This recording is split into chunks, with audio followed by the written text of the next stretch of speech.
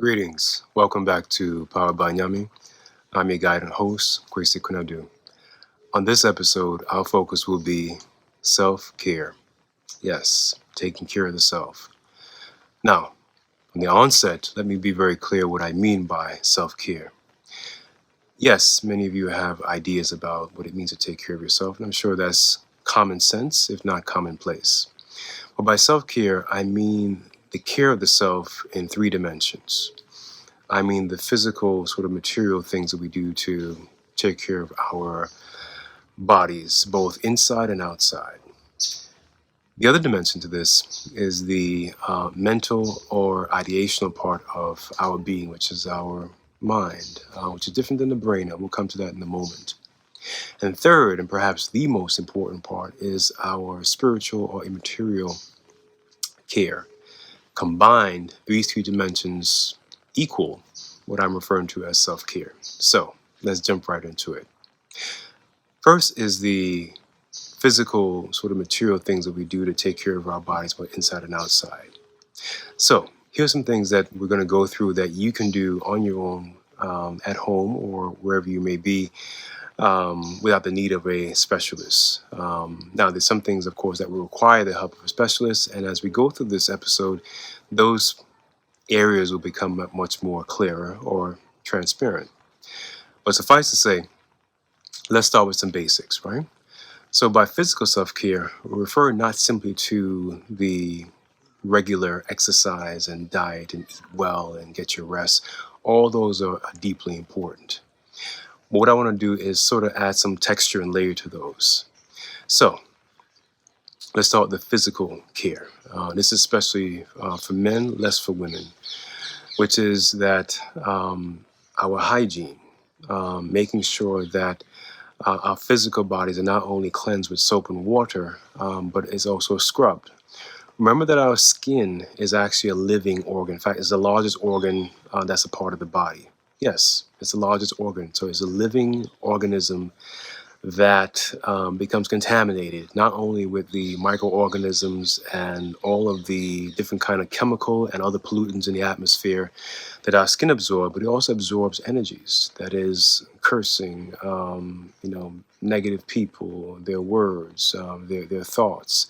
All those are part of the pool of contaminants that finds its way into the skin through the pores, if you will, and the skin absorbs it, right? And so when I say physical self-care of the organ called the skin, which is the outer layer of our human body, I mean not simply, soap and water in terms of a shower or bath, but I mean scrubbing. So periodically, either going to a spa or doing a spa at your home, whereby you purchase hopefully natural or near natural kinds of equipment to use, as well as other kinds of products that can be able to exfoliate, to cleanse, and get deeply into those pores into the skin, keeping your skin hydrated and moisturized, not only in the wintertime, but also in the summer. And for some of you that have a tropical climate, this is also true because there is a cold spell during tropical areas. And so the lotioning and the moisturizing is not simply for the winter or the colder periods, it's throughout the year. You'd be surprised how much dehydration our skin suffers. Again, the skin is the largest organ, so taking care of that skin from your face, actually your scalp, your face, and down to your toes is part of that physical self-care. And that physical self-care, of course, includes the regular hygiene in terms of bathing. But I also want to add to that either having or getting tools to make sure you also massage your muscles, right? So if you can't afford to go to a spa or a masseuse, you can buy certainly a wooden or other kinds of plastic objects that are sold in different kinds of stores that can allow you to massage and therefore relax and put those muscles at ease. You combine that, of course, with breathing exercises, yoga, stretches, and of course the regular healthy diet, exercise within moderation, of course, and reason, and lots and lots and lots of water. Again, dehydration happens so quickly and it happens so severely that often we are not aware of it until it becomes much too late. So by the time, for instance, that we become or feel thirsty, our body's been dehydrated for a long time. Imagine what's happening to our skin. So self-care of the physical body, the outer part of the body, begins with the skin.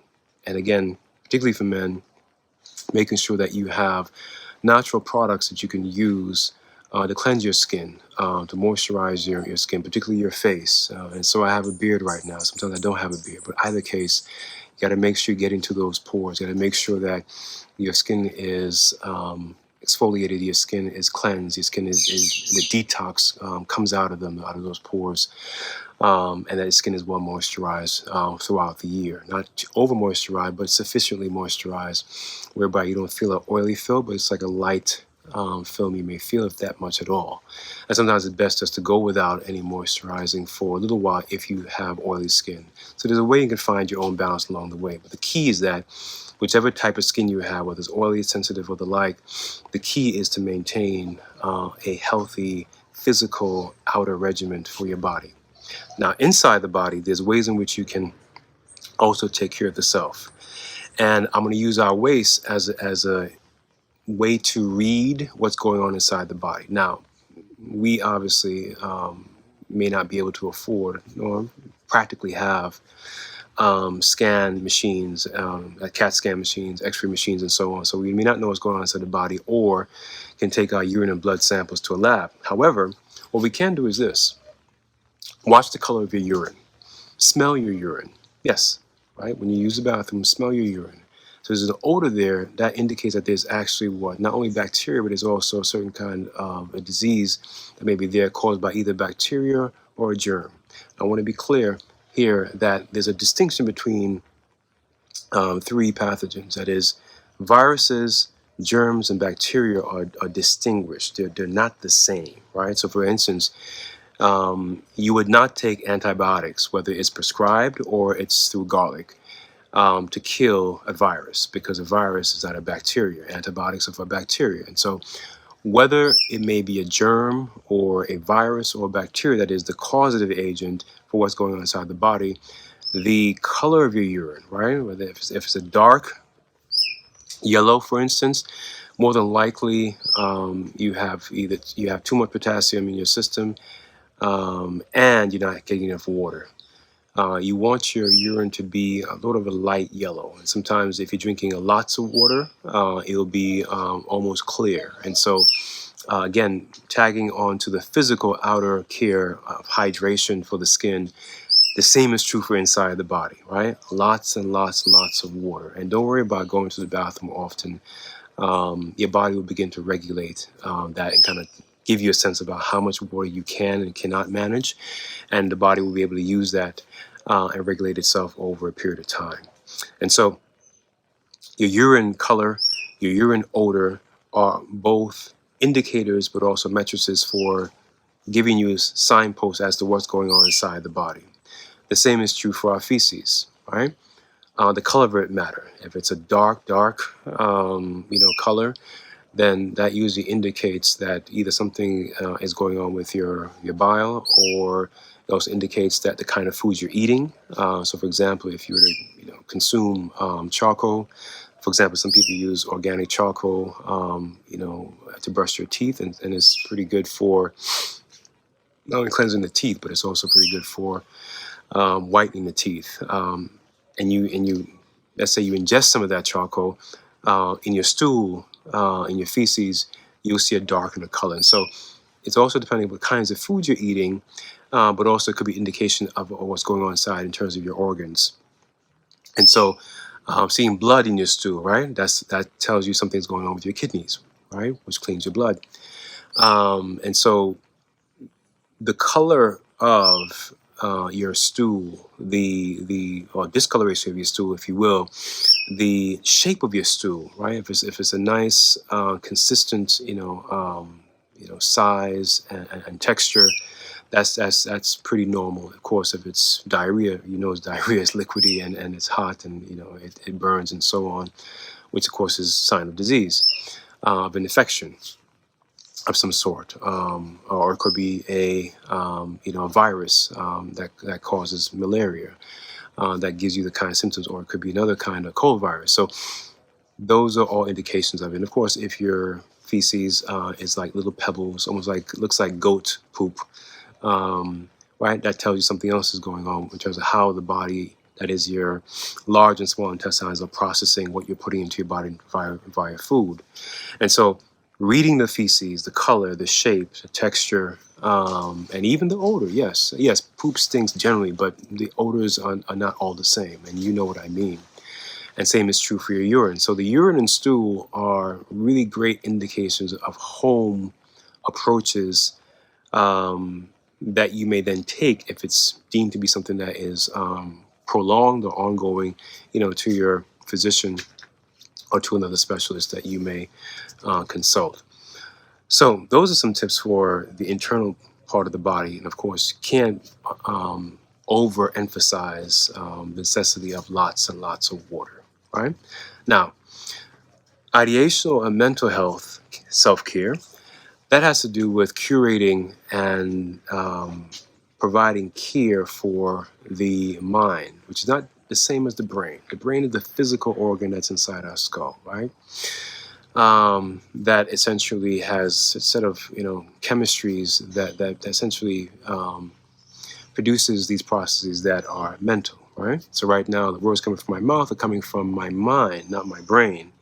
But the brain, of course, is the physical organ that essentially projects, or receives, those ideas and processes them. And of course, the rest is clear.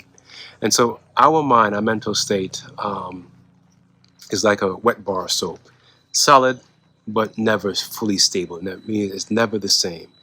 We go through a range of emotions, and there's an episode that we have on Powered by Nyame about emotions. You can check that out. Range of emotions, runs through our minds, our state of being, right? Mental state of being, our mental health, essentially runs through those currents of emotions, including other stimuli, memories, back thoughts, future thoughts about the future, anxieties about the future, depending upon your status and your position currently at this moment in life, people you care and love about, and whatever concerns you may have about them. So all the concerns, anxieties, your own personal idiosyncrasies, that is, things that are peculiar to you in terms of how you go about being yourself, all these have a direct correlation with the care for our mind. And so here are some strategies to balance out. By balance, I don't mean being in the same stasis or equilibrium, but balance, it could be this, right? It could be this. Balance is what works for you, right? And so, for example, I'm obviously a male. And so in terms of testosterone and estrogen, I, like all human beings, have both. But my balance is this, where the higher point is my testosterone, and I have some estrogen there, where it counts for my caring or kindness. But I am male, and so the dominant testosterone, chemistry is this, and so this is my balance. So balance is not always even or equal. Balance is whatever pattern works for who you are, right? And so our mind has our own balancing point, right? And so the one way to reach that balancing point and to try to maintain that as much as possible is that whenever we feel negative thoughts, which is actually a spirit, by the way, that creep into our minds, that creep into our cognitive ideational processes, into that space that we refer to as the mind, and is telling us things or is putting ideas into our heads, as it were, then what you're going to do is push back against those ideas. So, for example, let's say you have a close friend and you keep getting these ideas about them when you're around them, and those ideas are not very healthy or positive, and you really don't feel that way against the person. In other words, you have love for them, but you get these ideas about them. More than likely, it is the spirit in the form of these negative or sometimes destructive thoughts that are looking for a way to get into your being and to cause havoc and trouble vis-a-vis the people you love and care about. And so what you do then is push back against it. Let's say the thought is, well, your friend is out of shape and is not attractive. So you push back against it and says, for your information, My friend is attractive and very beautiful. In fact, sometimes I may be even jealous of him or her, and that tell them to get out of here. And so you push back, and if you cuss, you can do that too, all in your head, of course. The point is, you want to make it clear to that thought, that negative thought, clear to that spirit that is that negative thought, that you have no space to occupy within my mind, right? And that's a deeply important part of self-care. That is how to take care of and maintain our equilibrium balance in terms of the structure of our balance as to who we are, because our balances are quite different. My balance is not the same as your balance, right? My chemistry is not the same as yours, right? And so the pushing back against those thoughts will begin to limit and eventually quiet out those thoughts. Now, I'm not suggesting you're going to always have positive thoughts. What I'm saying is that you're human, and so you will have ideas and thoughts that will come to you, some that are uninvited, some that are just not acceptable, but they're there. What do you do before they disrupt your mental health and therefore, disrupt your train of thought and your ideas that are your own and disrupt, your life? So pushing back against those thoughts is a great way to maintain or to get back to your own sense of balance and stasis. Another strategy for mental self-care is to learn another language. That is a language other than what you were born to speak or which you were born and you spoke. Having a second or third language, and I'm not saying you have to be fluent, but learning a language is great because studies have shown that those who are fluent or at least semi-fluent in more than one language, and the more the better, as you age, I mean 30s, 40s, and so on, even in your 20s, it has happened, where having another language essentially gives you another set of library, set of tools that pushes back against Alzheimer's, dementia, and other brain-degenerative diseases, right? So we're talking about the mind, but also the physical organ, the brain, and self-care for it. And so learning another language is a great way to push back against the onset of these brain-degenerative diseases that, most of us will encounter them. And so having a preventative plan, or at least a plan to push back and halt the onset of these diseases, is great. And so there are many other resources that are available, whether they be apps, whether they be online programs, or they're traditional books. You have to first determine what kind of learner you are. Are you kinesthetic, touch and feely? Are you, visual? Are you oral or audio? Whatever the ways in which you learn best, right? That's the particular path you may choose to learn another language. And it's cool too if you have children, if you have people around you, friends or family, learn with them as well. Let them be your language buddies. And so languages and, of course, how to deal with negative thoughts are just two of many ways to deal with the mental health and self-care. And third and last but not least, it is the spiritual, immaterial self-care. And this almost goes, in many cases, really under the radar, unfortunately. Spiritual self-care refers to the care that we must take of our spirit, which is our being, right? And it's amazing that our being is really who we are, but we pay little attention to that part of our care compared to the physical and the ideational and cognitive processes. And so the spiritual self-care has to do with taking care of the energy and spirit and being that is around you. And so first, it has to do with maintaining your energy supply, that is your being. And so you have to be on defense and offense. What I mean by that, I mean this. I mean the people you surround yourself with. There's an episode that I have on frenemies, right? Check it out. The people you surround yourself with. Yes, and they could be family members. The people you surround yourself with, the choices you make about the people that are in your orbit, that is your spiritual orbit, because we have an aura around us. We have an aura around us and in us, right? We're energies. Remember that. We're spirit. We're energies. And I'm using energies and spirit interchangeably because they are interchangeable. They're one and the same.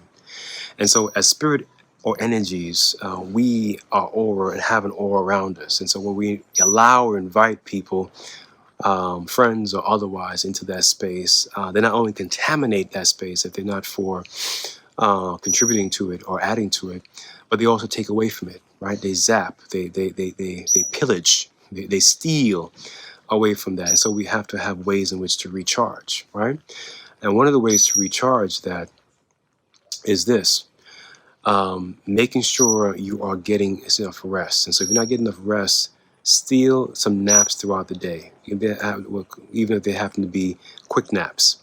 Steal naps in the day, particularly if you're an adult, 25 and older. Steal some naps. Naps are not only for little children, they are for adults too.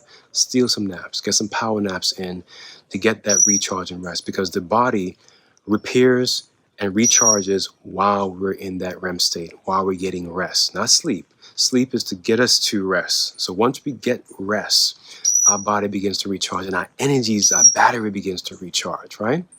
Our spirit travels, right? And that travel, it also can also recharge, right? So getting rest and getting it through the nap throughout the day, if you're not getting enough rest from night until morning, is a great way to recharge that energy. The other way is to be preventative, right? That is to recognize when people do not deserve to be in that aura in your space. You may call it your personal space.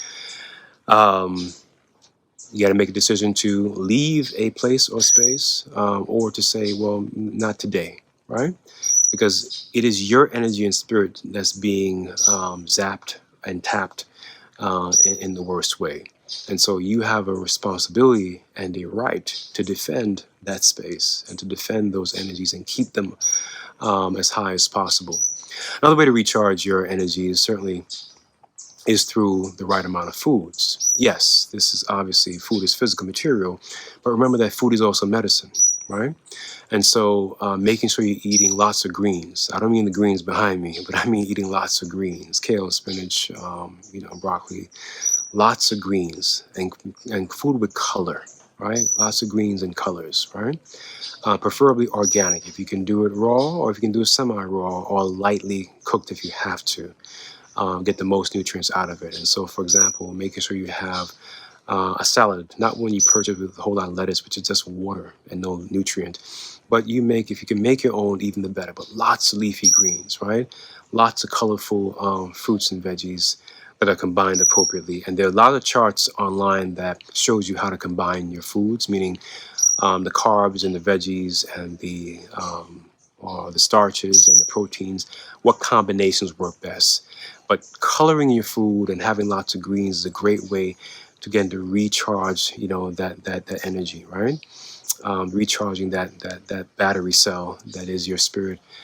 Another way to promote the self-care of the spirit is through breathing exercises and also what we may call prayer or libation, whatever form one may use. Because in truth, the thing that we call water or agua or insul is still that liquid thing, right?